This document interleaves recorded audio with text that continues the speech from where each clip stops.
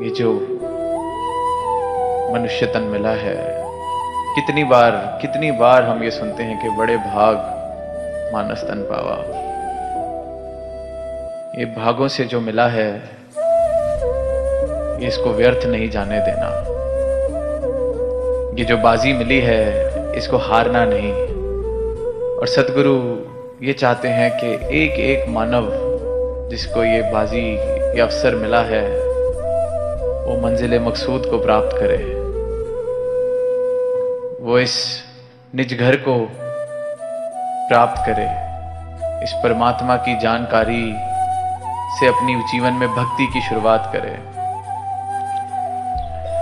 और वहीं फिर इस प्रकार के सवाल जैसे हमने आज भी सुना कि इसकी फिर जरूरत क्या है, क्या आवश्यकता है। महापुरुषों ने भाव रखे कि कहते आप यही हैं कि अच्छा इंसान बनना है, कहते आप यही हैं कि किसी के साथ बुरा नहीं करना, कहते आप यही हैं कि परहित करना है, सेवा करनी है। हम सब कुछ कर लेते हैं, पर परमात्मा की इसमें क्या गुंजाइश, कहां से गुंजाइश आ गई, दुनिया का ये सवाल है। और ये सवाल भी बड़ा सही, क्योंकि जब तक किसी ने खुद गुड़ की मिठास को नहीं चखा, उसका सवाल तो बिल्कुल सही है कि क्या होती है मिठास, किसे कहा जाता है मिठास। ये क्या तुम गुड़ की बातें करते हो। और जो स्वाद ले रहा है, वो जितना भी प्रयास कर ले शब्दों से उसको बताने का, उस मिठास के बराबर तो उसके शब्द भी नहीं पहुंच सकते। तो वो प्रयास अपना जारी रखता है कि किसी तरह किसी दिन ये गुड़ को चखने के लिए राजी हो जाए। फिर ये शायद सवाल इसके जीवन से खत्म हो जाएगा कि किस लिए ये गुड़ क्या होता है, ये मिठास क्या होती है। तो वहीं कि ये क्या गुंजाइश है फिर परमात्मा की, क्यों जब करना ही ये है। तो वहीं फिर सदगुरु समझाते हैं कि एक तो है जीवन जीना जिसमें हम कर रहे हैं, किसी का भला करते हैं तो अपने आप को कर्ता भी समझते हैं, किसी के लिए कुछ अच्छा करते हैं तो खुद को कर्ता मान लेते हैं कि मैंने कुछ करा है किसी के लिए। और जब कर्ता मानते वक्त मैं कुछ करता हूं तो मेरे मन में एक्सपेक्टेशन जाहिर सी बात है पैदा भी होती है कि मैं इसके लिए कितना करता हूं, इसने आज तक मुझे ठीक से पूछा भी नहीं, मैं किस किस के लिए क्या क्या करता हूं, पर कोई मेरे लिए तो कुछ करता नहीं।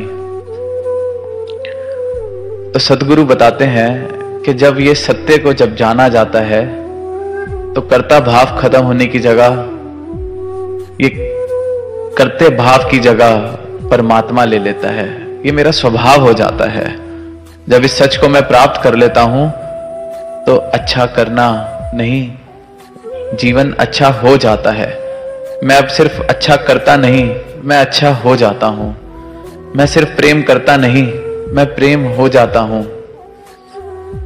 हम सब ने वो पंक्तियां सुनी होंगी कि मृतक कहिए नानका जे प्रीत नहीं भगवंत, कि जिसके जीवन में इस भगवंत को लेके, इस परमात्मा की प्रीत नहीं है, उसको मृतक कहा जाए, मरा हुआ माना जाए। लाश बराबर है वो जीवन जिसमें परमात्मा नहीं बसा है।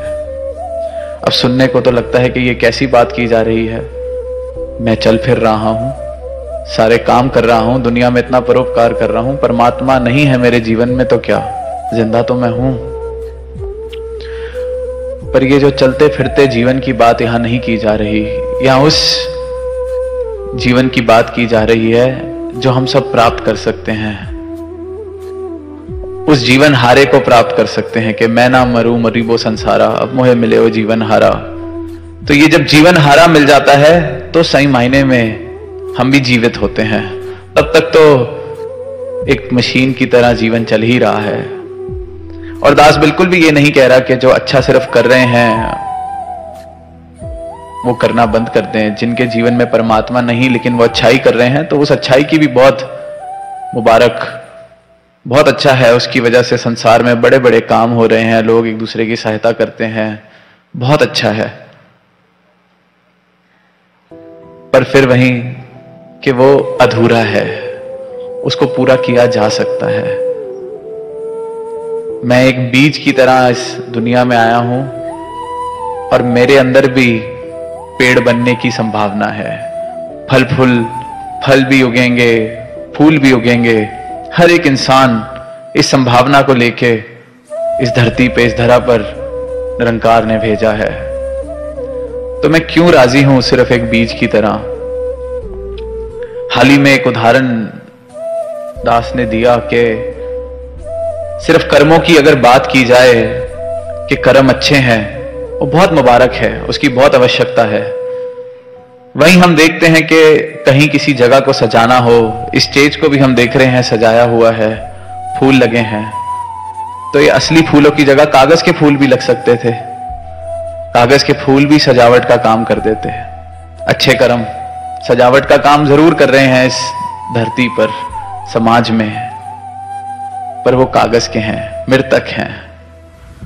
तो बिना परमात्मा के जो जीवन है वो बेशक अच्छाई कर रहा हो, वो मृतक कागज का जरूर है। तो जब हम सब असली फूल बन सकते हैं तो हम कागज के फूल बन के क्यों राजी रहना चाहते हैं? क्यों ऐसा जीवन बिताना चाहते हैं जिसमें कोई रस ही नहीं?